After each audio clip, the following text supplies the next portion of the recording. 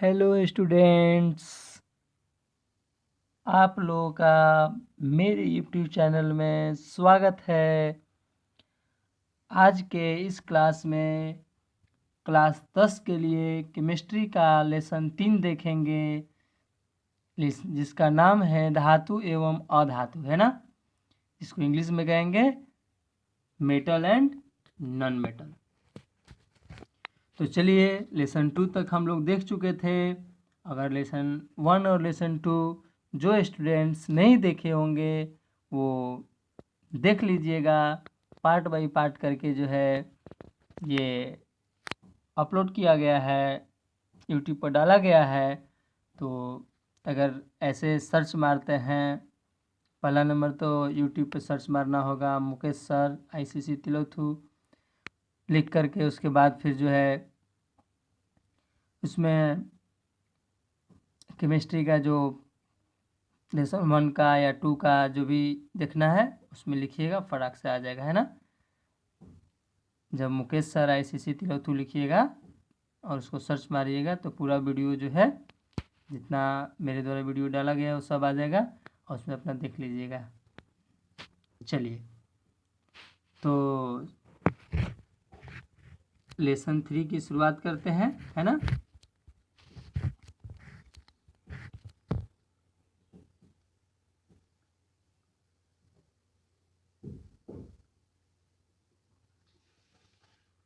ये देखिए, जैसा कि अभी बताया गया आप लोगों को कि केमिस्ट्री क्लास 10 के लिए है ना। लेसन 3, लेसन 2 तक हम लोग देख चुके थे, धातु एवं अधातु।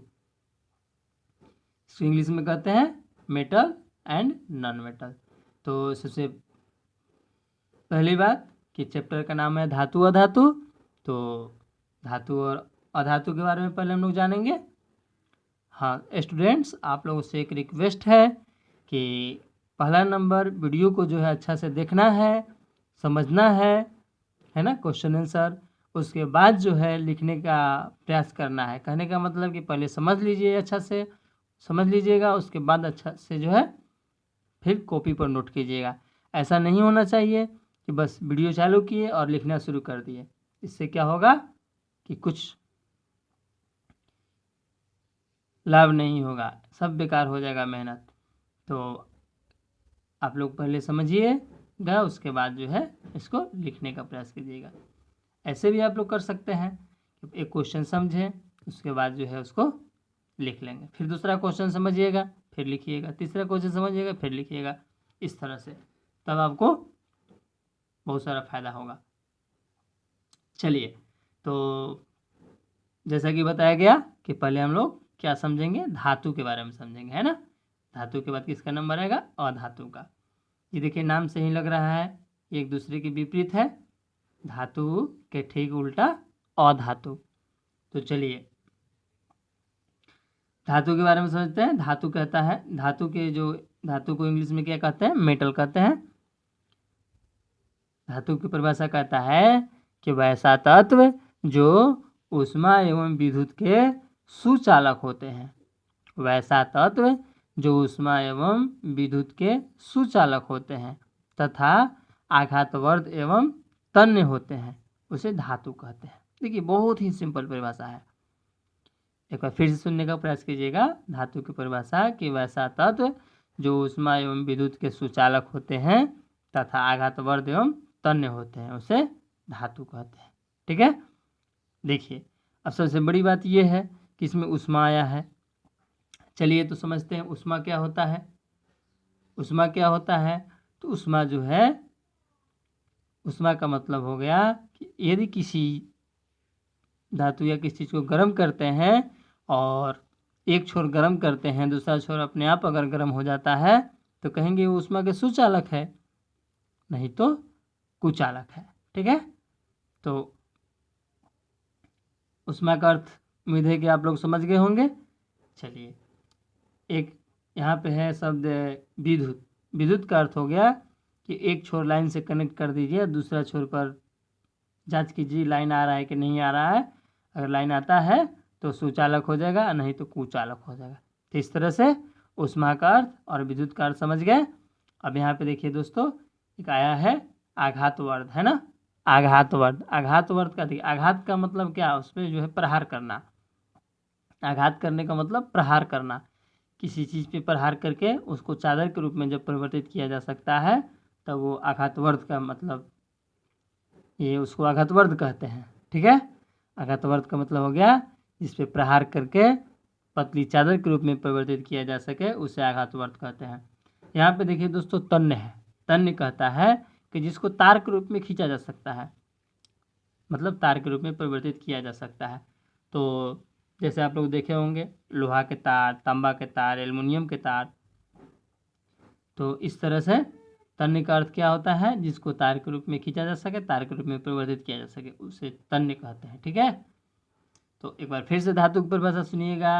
वैसा तत्व जो ऊष्मा एवं विद्युत के सुचालक होते हैं तथा आघातवर्ध एवं तन्य होते हैं, उसे धातु कहते हैं। जैसे सोना, चांदी, लोहा, टिन। तो उम्मीद है कि धातु जो है बिल्कुल अच्छी ढंग से आप लोगों को समझ में आ गया होगा धातु के बारे में। चलिए अब हम लोग जानते हैं अधातु। अब हम लोग जानते हैं अधातु। अधातु देखिए, जैसा कि अभी बताया गया ठीक पहले कि धातु के ठीक उल्टा अधातु होता है। यदि अधातु की परिभाषा याद हो गया तो समझिए, यदि धातु की परिभाषा याद हो गया तो समझिए कि अधातु की याद हो जाएगा, है ना। तो उसमें क्या है, धातु की परिभाषा एक बार फिर से देखते हैं, क्योंकि इससे जुड़ा हुआ है अधातु की परिभाषा। कि वैसा तत्व जो ऊष्मा एवं विद्युत के सुचालक होते हैं तथा आघातवर्ध एवं तन्य होते हैं, उसे धातु कहते हैं। यहाँ अधातु की परिभाषा कहेंगे तो वैसा तत्व जो ऊष्मा एवं विद्युत के सुचालक नहीं होते हैं, कुचालक भी कह सकते हैं, तथा आघातवर्ध एवं तन्य नहीं होते हैं, उसे अधातु कहते हैं। ठीक है, देखिए अधातु की परिभाषा क्या कहता है। अधातु की परिभाषा क्या कहता है कि वैसा तत्व जो ऊष्मा एवं विद्युत के सुचालक नहीं होते हैं तथा आघातवर्ध एवं तन्य नहीं होते हैं, उसे क्या कहते हैं, अधातु कहते हैं। ठीक है दोस्तों, जैसे में देख लीजिए कार्बन, नाइट्रोजन, फ्लोरीन, क्लोरीन बहुत सारा हो जाएगा। चलिए आगे देखते हैं, क्वेश्चन नंबर 3 है ना। यहाँ देखिए एडीसी है इत्यादि। क्वेश्चन नंबर 3 कहता है धातु और अधातु में अंतर स्पष्ट करें भौतिक गुणों के आधार पर। देखिए दोस्तों, भौतिक गुणों के आधार पर, रासायनिक गुणों के आधार पर धातु और धातु में अंतर लिखने के लिए एग्जाम में आता है 5 नंबर में। इसको ऐसे कर लीजिएगा, है ना। चलिए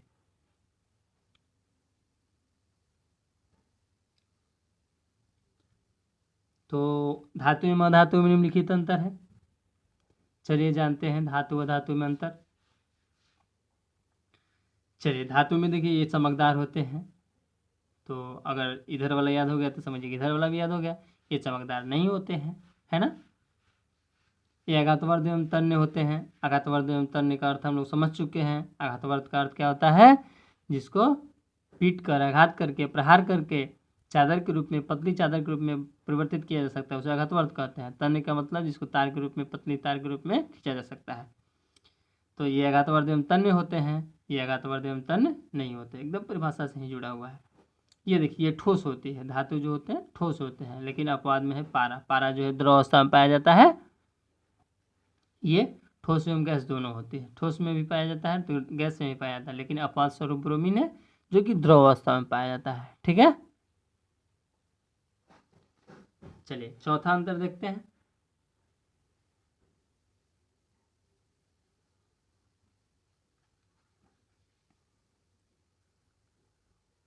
चौथा अंतर है, ये ऊष्मा एवं विद्युत के सुचालक होते हैं। तो ऊष्मा और विद्युत के बारे में हम लोग तो जान चुके हैं। ये ऊष्मा एवं विद्युत के सुचालक नहीं होते हैं, कुचालक कह सकते हैं। चलिए पांचवा अंतर देखते हैं। इसके गलनांक एवं क्वथनांक उच्च होते हैं, है ना। इसके गलनांक एवं क्वथनांक निम्न होते हैं। निम्न मतलब कम होते हैं। अब यहाँ देखिए गलनांक क्या है, तो गलनांक किसको कहते हैं, जिस तापमान पर कोई पदार्थ जो है गल जाए, जिस तापमान पर कोई पदार्थ गल जाए वो उसका गलनांक होगा, और जिस ताप पर कोई पदार्थ जो उबलना शुरू करे, है ना, जैसे जल का क्वथनांक 100 डिग्री सेल्सियस होता है, जल जो है उबलना शुरू होता है, खौलना शुरू होता है 100 डिग्री सेल्सियस पर, ये हो गया क्वथनांक। गलनांक किसको कहते हैं? जिस ताप पर कोई पदार्थ गलना शुरू कर दे, पिघलना शुरू कर दे। और क्वथनांक का मतलब हो गया कि जिस तापमान पर कोई पदार्थ उबलना शुरू कर दे, है ना, जैसे जल का क्वथनांक 100 डिग्री सेल्सियस होता है।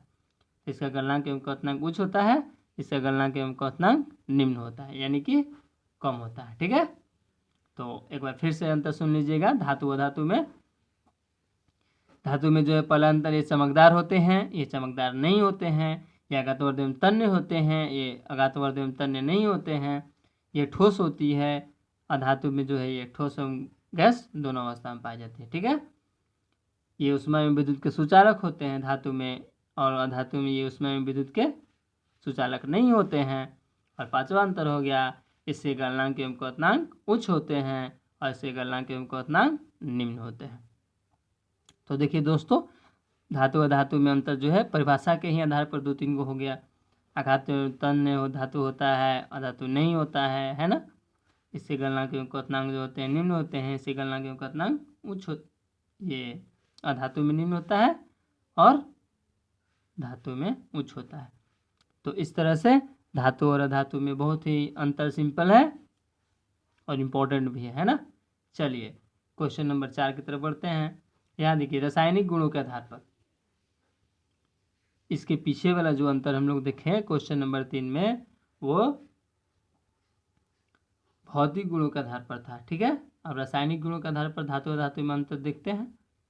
ये दोनों में से एक क्वेश्चन पूछने की संभावना रहता है। ठीक है, चलिए, तो धातु और धातु में जो है निम्नलिखित अंतर है, ये तो आप लोग लिख लीजिएगा, इसलिए डायरेक्ट यहाँ लिख दिए हैं। धातु एक तरफ अधातु। ये विद्युत धनात्मक होते हैं, यानी कि ऐसे भी लिख सकते हैं, ये धन आयन प्रदर्शित करते हैं और ये ऋण आयन प्रदर्शित करते हैं, है ना। ये धातु जो होते हैं धन आयन प्रदर्शित करते हैं, विद्युत धनात्मक होते हैं, विद्युत ऋणात्मक होते हैं। इसकी संयोजकता हमेशा धनात्मक होती है, प्लस में होता है, इसकी संयोजकता हमेशा ऋणात्मक होती है। तीसरा अंतर देखते हैं, ये ऑक्सीजन के साथ अभिक्रिया करके क्षारीय धातु ऑक्साइड बनाती है ना। धातु जो होते हैं ऑक्सीजन के साथ जब अभिक्रिया करते हैं तो क्षारीय धातु ऑक्साइड बनाते हैं, और ये ऑक्सीजन के साथ अभिक्रिया करके अम्लीय ऑक्साइड बनाते हैं। ठीक है, धातु के ऑक्साइड जल में घुलकर क्षार बनाते हैं। धातु के ऑक्साइड जब घुलते हैं तो ये क्षार बनाते हैं, और अधातु के ऑक्साइड जल में घुलते हैं तो अम्ल बनाते हैं। और अम्ल क्षार के बारे में पीछे हम लोग बहुत अच्छी तरह से जान चुके हैं, है ना। चलिए, ये जो है इसका पांचवा अंतर देख लेते हैं। ये अम्ल से अभिक्रिया करके हाइड्रोजन गैस बनाता है। धातु जब अम्ल से अभिक्रिया करता है तो हाइड्रोजन गैस बनाता है, और ये अम्ल से अभिक्रिया करता है हाइड्रोजन गैस नहीं बनाता है। तो देखिए, इस तरह से रासायनिक गुणों के आधार पर धातु व धातु में अंतर हम लोग जान चुके। एक बार फिर से सुन लीजिएगा। धातु जो है ये धन आयन प्रदर्शित करते हैं, ये ऋण आयन प्रदर्शित करते हैं अधातु में। इसकी संयोजकता हमेशा धनात्मक होती है, इसकी संयोजकता हमेशा ऋणात्मक होती है। ये ऑक्सीजन के साथ अभिक्रिया करके क्षारीय धातु ऑक्साइड बनाते हैं, ये ऑक्सीजन के साथ अभिक्रिया करके अम्लीय धातु ऑक्साइड बनाते हैं। धातु के ऑक्साइड जल में घुलकर क्षार बनाते हैं, अधातु के ऑक्साइड जल में घुलकर अम्ल बनाते हैं। ठीक है, पांचवा अंतर, ये अम्ल से अभिक्रिया करके हाइड्रोजन गैस, ये पॉइंट आप लोगों को पता होगा कि अम्ल से अभिक्रिया जब धातु करते हैं तो हाइड्रोजन गैस बनाते हैं, और ये नहीं बनाते हैं, है ना। चलिए क्वेश्चन नंबर 5 देखते हैं। धातु के क्या क्या गुण होते हैं? धातु के क्या क्या गुण होते हैं? तो ये देखिए, परिभाषा में हम लोग अंतर में भी बहुत सारा जो है जान चुके पॉइंट धातु के बारे में, तो वो लिख देंगे। जैसे देखिए, धातुओं के निम्नलिखित गुण होते हैं। नंबर 1, ये चमकदार होते हैं। तो स्टूडेंट्स, परिभाषा में आया था धातु में चमकदार होते हैं, ये चमकदार नहीं होते हैं, है ना। ये अगातवर्ध तथा तन्य होते हैं। ये विद्युत एवं ऊष्मा के सुचालक होते हैं। ये प्रायः ठोस होती है। इसके गलनांक एवं क्वथनांक उच्च होते हैं। तो ये देखिए दोस्तों, अंतर में आया था, यानी कि इसमें कुछ विशेष नहीं है। धातु के गुण हो गया है कि ये चमकदार होते हैं, ये आघातवर्ध धातु में दोस्तों आया था। ये आघातवर्ध होते हैं, ये तन्य होते हैं, है ना।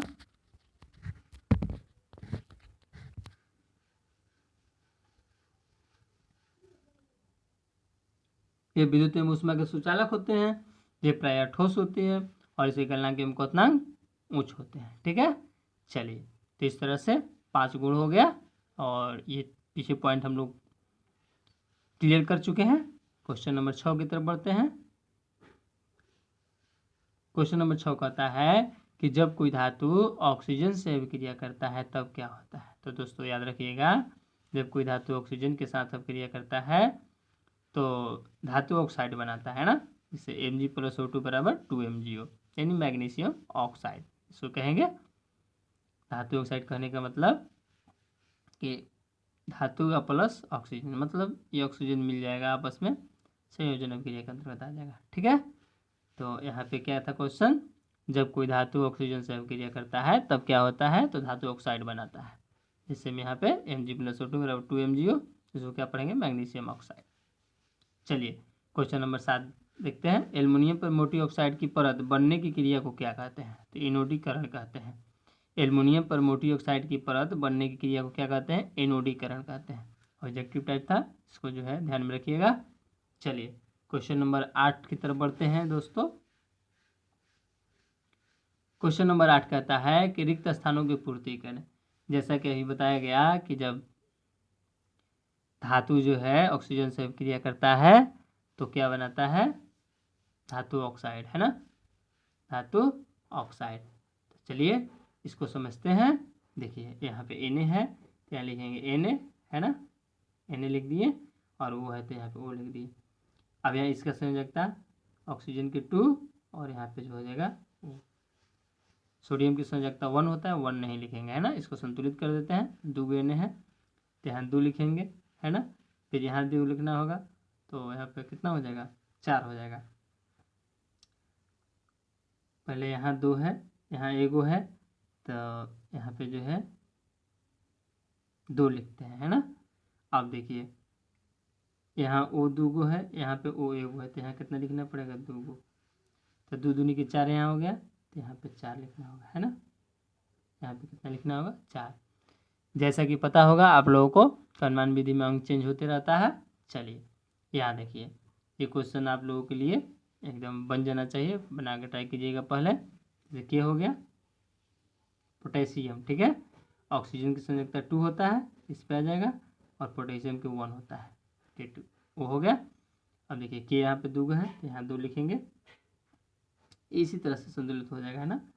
यहाँ पे दोस्तों कितना लिखना होगा, 2 लिखना होगा, तो 2 दूनी के 4, यहाँ 4 हो जाएगा, यहाँ 2 है। ठीक है, चलिए क्वेश्चन नंबर अगला देखते हैं।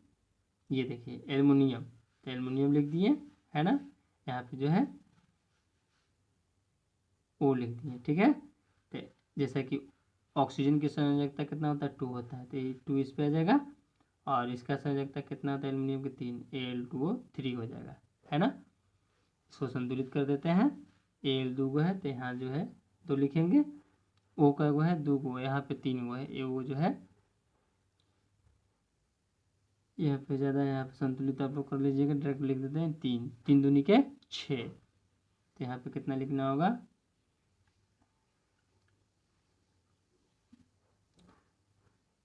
यहाँ पे 6 हो गया, तो यहाँ दोस्तों लिखना होगा 2 लिखना होगा, है ना। तो यहाँ पे कितना हो जाएगा, 2 दूनी के 4, तो यहाँ लिखना होगा 4। ठीक है, चलिए यहाँ पे हो गया 4। इसके आगे बढ़ते हैं। Ca+O2 यानी कि CaO, इसका संयोजकता 2, इसका संयोजकता 2, 2 2 खत्म, है ना। यहाँ पे O 2 है, संतुलित कर दीजिए, यहाँ पे 2 लिखेंगे, यहाँ पे 2 हो जाएगा। ठीक है, चलिए 5वां देखते हैं, Zn, तो जिंक की संयोजकता 2 और ऑक्सीजन के भी 2, यानी ZnO हो जाएगा। यहाँ 2 है, तो यहाँ 2 हो जाएगा, यहाँ 2 लिख देंगे। ठीक है, इस तरह से ये रिक्त स्थानों की पूर्ति करेंगे संयोजकता के द्वारा। चलिए अगला क्वेश्चन कह रहा है कि 2 ऐसे धातु का नाम बताइए जो ठंडे जल देखिए यहाँ पे जल डबल हो गया है। ठंडे जल से तेजी के साथ अभिक्रिया करते हैं।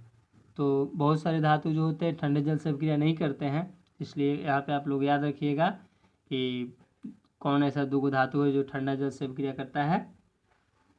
तो पोटेशियम और सोडियम ये ठंडा जल से अभिक्रिया करता है। पोटेशियम और सोडियम ठंडा जल से अभिक्रिया करता है। अगला क्वेश्चन देखते हैं। 3 ऐसे धातु का नाम बताइए जो न तो ठंडा जल के साथ अभिक्रिया करता है और न ही गर्म जल से। इन देखिए जैसा कि आप लोग बताया गया कि कुछ ऐसे धातु होते हैं कि गर्म जल से अभिक्रिया करते हैं, कुछ ऐसे धातु होते हैं ठंडा जल से अभिक्रिया करते हैं, और कुछ ऐसे होते हैं जो ना ही गर्म जल से ना ही ठंडा जल से, है ना, यानी कि मीडियम। तो इसमें जो होता है एल्युमिनियम होता है, आयरन होता है, जिंक होता है। ये 3 ऐसे धातु हैं जो कि गर्म जल से अभिक्रिया ना ही करेंगे और ना ही ठंडा जल से, मीडियम। ठीक है। एक ऐसे धातु का नाम बताइए जो गर्म में जल से अभिक्रिया करते हैं। ठीक है, यहाँ पे दोस्तों जल लिख लीजिएगा। एक ऐसे धातु का नाम बताइए जो गर्म जल से अभिक्रिया करते हैं। तो मैग्नीशियम, ये देखिए गर्म जल से अभिक्रिया करते हैं। चलिए 12 क्वेश्चन नंबर देखते हैं। कह रहा है कि 5 ऐसे धातु का नाम बताइए जो किसी भी स्थिति में जल से अभिक्रिया नहीं करते। अब देखिए 5 ऐसे धातु हैं जो कि जल से अभिक्रिया करवे नहीं करते हैं। चलिए तो जानते हैं 5 धातु कौन है।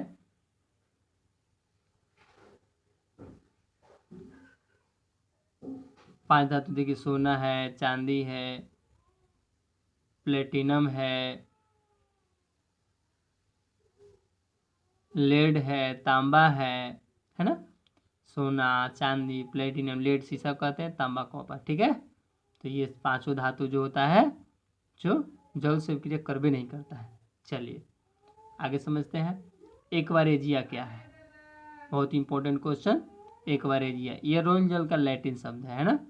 सांद्र हाइड्रोक्लोरिक अम्ल और सांद्र नाइट्रिक अम्ल के 3:1 के अनुपात में के ताज़ा मिश्रण को एक्वारेजिया कहते हैं। एक्वारेजिया क्या होता है, ये रोयल जल का लैटिन शब्द है। या सांद्र का मतलब गहरा होता है ना, हाइड्रोक्लोरिक अम्ल यानी HCl और सांद्र नाइट्रिक अम्ल यानी कि HNO3, ये 3:1 के अनुपात में होता है। इसी मिश्रण को जो है एक्वारेजिया कहते हैं। ठीक है, एक्वारेजिया क्या होता है, सांद्र हाइड्रोक्लोरिक अम्ल और सांद्र नाइट्रिक अम्ल के मिश्रण होता है। यह सोना और प्लेटिनम को भी गला सकता है, यानी सोना भी जो है इसमें गल सकता है, गल जाता है। इसी मिश्रण का प्रयोग जो है सुनार करता है। गहना जो है, गहना पर जो है थोड़ा सा जंग जैसा लग जाता है तो उसको साफ करने के लिए सोनार जो है इसी मिश्रण का प्रयोग करता है, एक्वारेजिया का ही प्रयोग करता है। चलिए क्वेश्चन नंबर 14 देखते हैं। सक्रियता श्रेणी, ये भी देखिए इंपॉर्टेंट है। सक्रियता श्रेणी से आप क्या समझते हैं। सक्रियता श्रेणी कहता है विस्थापन अभिक्रिया के आधार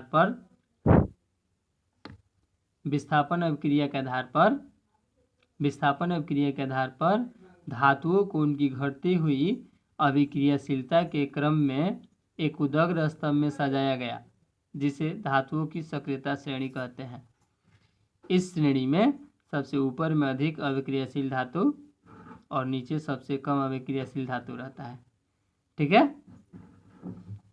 तो सक्रियता श्रेणी कहता है कि विस्थापन अभिक्रिया के आधार पर उसकी घटती हुई अभिक्रियाशीलता के क्रम में एक उदग्र स्तंभ में सजाया गया, जिसे धातुओं की सक्रियता श्रेणी कहते हैं।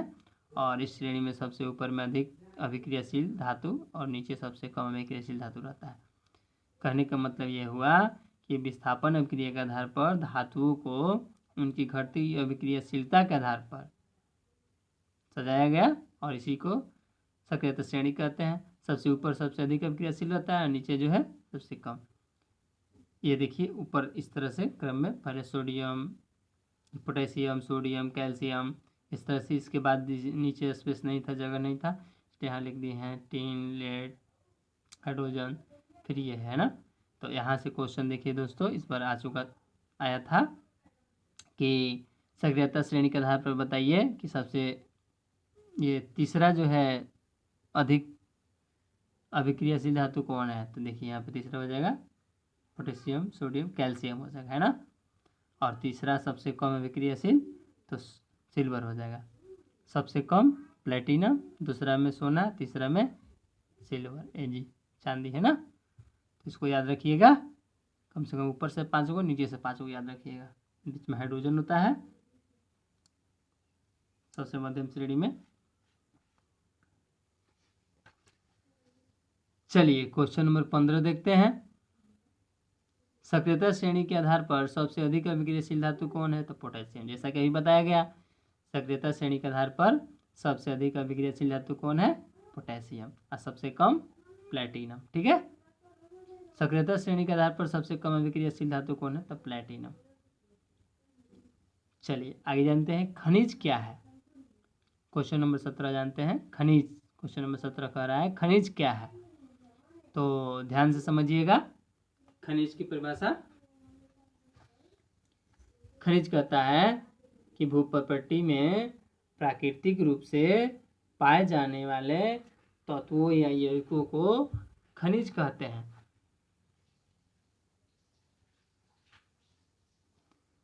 खनिज कहता है कि भूप्रपट्टी में प्राकृतिक रूप से पाए जाने वाले तत्वों या यौगिकों को खनिज कहते हैं। जैसे सोडियम, पोटेशियम, ये सब देखिए तत्व हो गया।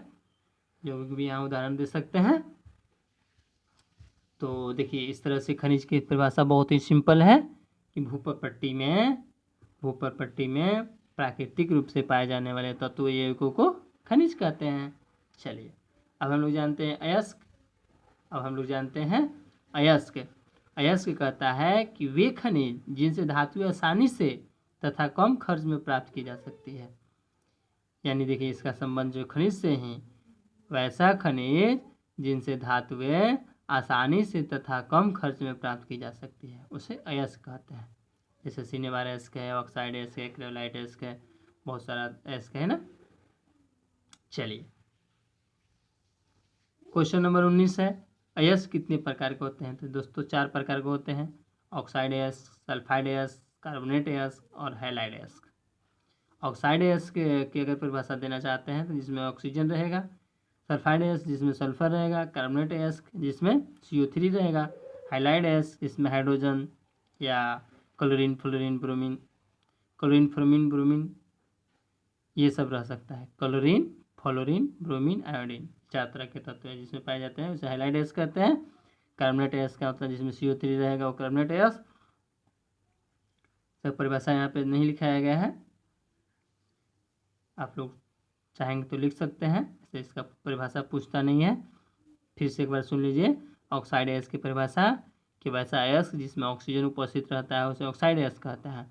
सल्फाइड अयस्क अंत में है ना, जिसमें ऑक्सीजन अंत में रहता है। सल्फाइड अयस्क वैसा अयस्क जिसमें अंत में सल्फर रहता है। कार्बोनेट अयस्क वैसा अयस्क जिसमें अंत में CO3 रहता है। हैलाइड अयस्क जिसमें क्लोरीन, फ्लोरीन या ब्रोमीन या आयोडीन ये इसमें से कोई भी रह सकता है, उसे जो है हैलाइड अयस्क कहते हैं। तो दोस्तों अयस्क कितने प्रकार के होते हैं? 4 प्रकार के। चलिए क्वेश्चन नंबर जो है 20 की तरफ बढ़ते हैं।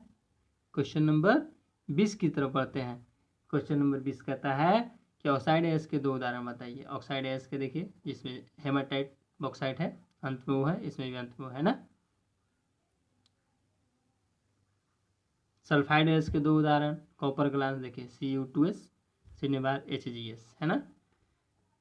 इसमें अंत में S है, इसमें भी अंत S है, सल्फर। कार्बोनेट अयस्क के 2 उदाहरण देखिए, इसमें CO3 है, इसमें भी CO3 है।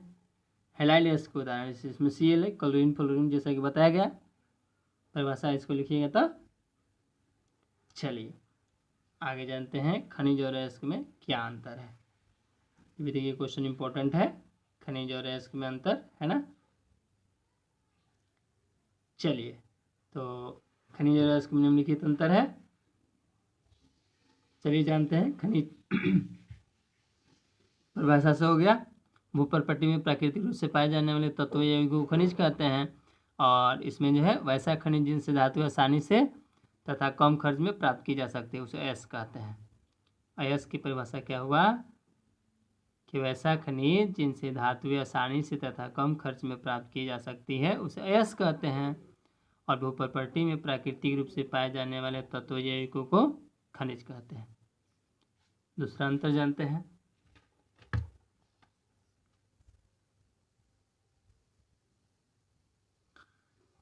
दूसरा अंतर कहता है कि सभी खनिजों में धातु की प्रतिशत मात्रा एक समान नहीं होती है। खनिज में जो होता है, सभी खनिजों में धातु की प्रतिशत मात्रा एक समान नहीं होती है। और इसमें दोस्तों क्या हो जाएगा कि सभी अयस्कों में धातु की प्रतिशत मात्रा एक समान होती है ना। तीसरा अंतर, खनिजों में कुछ अशुद्धियाँ पाई जाती है। खनिज में अशुद्धियाँ पाई जाती है जबकि इसमें नहीं के बराबर पाई जाती है, अशुद्धियाँ नहीं पाई जाती है। सभी खनिजों से धातु का निष्कर्षण नहीं हो सकता है। जितने भी खनिज होते हैं सभी से जो है धातु का निष्कर्षण नहीं होता है, लेकिन सभी अयस्क से धातु का निष्कर्षण हो सकता है। सभी खनिज अयस्क है नहीं है, सभी अयस्क खनिज है। देखिए यहाँ पे जो है ठीक उल्टा है, जितने भी खनिज होते हैं सभी खनिज जो अयस्क नहीं होते हैं, लेकिन सभी अयस्क खनिज होते हैं। तो ये था महत्वपूर्ण 5 अंतर। एक बार फिर से सुन लीजिए। परिभाषा के आधार पर जो है खनिज की परिभाषा, खनिज के पहला अंतर, खनिज में जो है भूप्रकृति में प्राकृतिक रूप से पाए जाने वाले तत्व यौगिकों को खनिज कहते हैं। और अयस्क में वैसा खनिज जिनसे धातु आसानी से तथा कम खर्च में प्राप्त की जा सकती है उसे अयस्क कहते हैं। ठीक है। दूसरा अंतर, सभी खनिजों में धातु की प्रतिशत मात्रा एक समान नहीं होती है और इसमें जो है एक समान होती है। खनिज में जो कुछ अशुद्धियाँ पाई जाती है इसमें नहीं के बराबर अशुद्धियाँ पाई जाती है। सभी खनिजों से धातु का निष्कर्षण नहीं हो सकता है, जबकि सभी अयस्कों से धातु का निष्कर्षण हो सकता है। सभी खनिज अयस्क नहीं है, सभी अयस्क खनिज है। चलिए क्वेश्चन नंबर 25, अयस्क से शुद्ध धातु प्राप्त करने की प्रक्रिया को क्या कहते हैं? धातुमल कहते हैं। अयस्क से शुद्ध धातु प्राप्त करने की प्रक्रिया को क्या कहते हैं? धातुमल कहते हैं। ये सॉरी धातु कर्म कहते हैं ना, इसको याद रखिएगा, धातु कर्म कहते हैं। अयस्क में उपस्थित अशुद्धि को क्या कहते हैं? गैंग या अधात्री कहते हैं। ये देखिए इंपॉर्टेंट है 1 नंबर के लिए।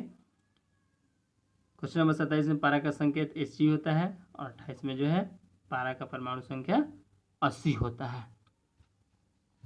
तो इस तरह से जो है एक संदेश देना चाहूँगा स्टूडेंट्स के लिए कि जो है अगर आप इस चैनल पर नए हैं तो चैनल को सब्सक्राइब करना नहीं भूलिएगा। और सभी स्टूडेंट्स जो है को जो है सर्वप्रथम वीडियो शुरू होने से पहले, है ना, कहने का मतलब कि शुरू में ही इस वीडियो को जो है लाइक कर दीजिए। चलिए तो आज के लिए जय हिंद दोस्तों।